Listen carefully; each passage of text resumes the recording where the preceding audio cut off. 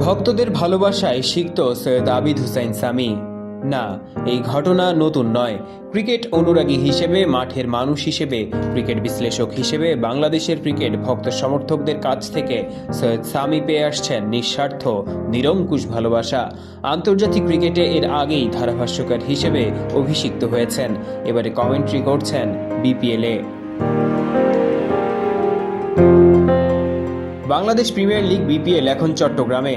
মাতৃভাষা বাংলায় বিপিএল এর কমেন্ট্রি হচ্ছে প্রথমবার, আর সেখানে আলাদাভাবে নজর কেড়েছেন সৈয়দ আবিদ হুসাইন সামি। কোনো ঘটনার ক্রিকেটীয় ব্যাখ্যা, শ্রুতিমধুর বাচনভঙ্গি, উপযুক্ত শব্দচয়ন, মজার রূপক ব্যবহার করে বাংলা কমেন্ট্রির জনপ্রিয়তা এবং গ্রহণযোগ্যতা বাড়িয়েছেন বহু গুণে। দর্শকদের কাছ থেকে যেন পেলেন তারই স্বীকৃতি। ভক্তরা ভালোবেসে প্ল্যাকার্ডে লিখেছেন, প্রিয় আবিদ হুসাইন সামি, হাজারো ধারাভাষ্যকারের মাঝে তোমার ধারাভাষ্যে আমি মুগ্ধ। দর্শকদের ভালোবাসায় সিক্ত হয়ে তাকে মেটাতে হয় অসংখ্য সেলফির আবদারও।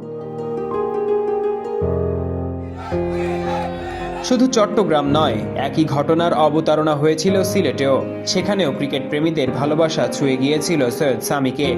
আর ঢাকার মিরপুরে শেরেবাংলা আন্তর্জাতিক ক্রিকেট স্টেডিয়ামে এ তো নিত্য নৈমিত্তিক ঘটনা।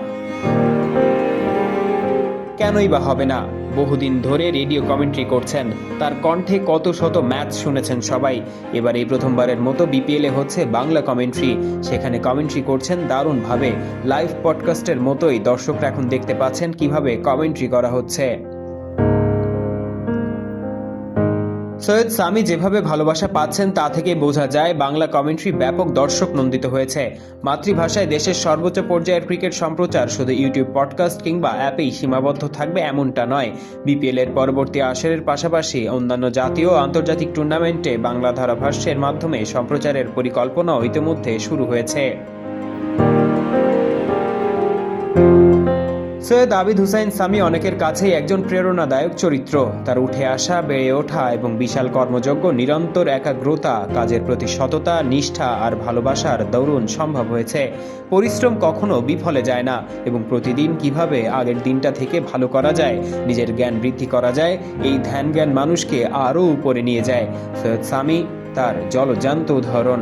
সততার সাথে, নিষ্ঠার সাথে রাত দিন পরিশ্রম করেছেন। শত প্রতিবন্ধকতাকে বৃদ্ধাঙ্গুলি দেখিয়ে থেমে থাকেননি। তাই স্রষ্টা তাকে দিয়েছেন পুরস্কার। মানুষের ভালোবাসার চেয়ে বড় পুরস্কার আর কি বা হতে পারে? সাগরিকার পাড়ে সৈয়দ আবিদ হুসাইন সামির ভালোবাসায় সিক্ত হওয়া যেন অবশ্যম্ভাবী ছিল। পারভেজ ইমাম, অন ফিল্ড।